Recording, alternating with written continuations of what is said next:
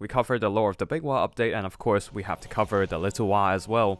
Goblin Shamans now have a Dark Shroud around them when they cast spells, making it very thematic when they're casting the Night Shroud spell, which also has a Dark Shroud effect, essentially covering the greenskins under the dark mist of the exploded mushroom, giving them stalk and hiding them in plain sight. Continuing with the Little Waaagh buffs, Sneaky Stabbin', 2 daggers appearing on top of the buffed unit, on top of that Dark Shrouds rising around the unit banner, and red and green gases erupting beneath the unit's feet. Next up we have the debuffs, starting with the Gorgle Fix-It, a great spell to slow down enemy units and control their movement. You can see spiderwebs appearing within the spell. The area of the spell effect is actually outlined with green and red gases, connecting to the Goblin Shamans and their use of mushrooms. The Dark Shroud and green spores on the enemy units are sinking instead of rising to distinguish the debuffed units from the buffed units.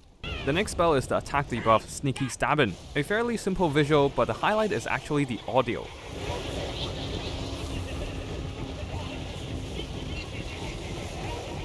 The maniacal goblin laughter is a really nice touch, considering the spell is supposed to be a goblin shaman scratching his armpits, using his magical powers to project this itchy nuisance onto enemies.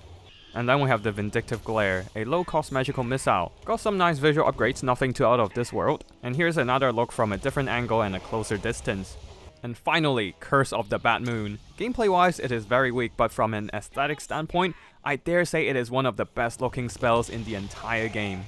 CA has crafted a whole new model for the Bad Moon, and you can see it is looking quite menacing. The new Curse of the Bad Moon is a static model, unlike the old version where it is a more animated green silhouette.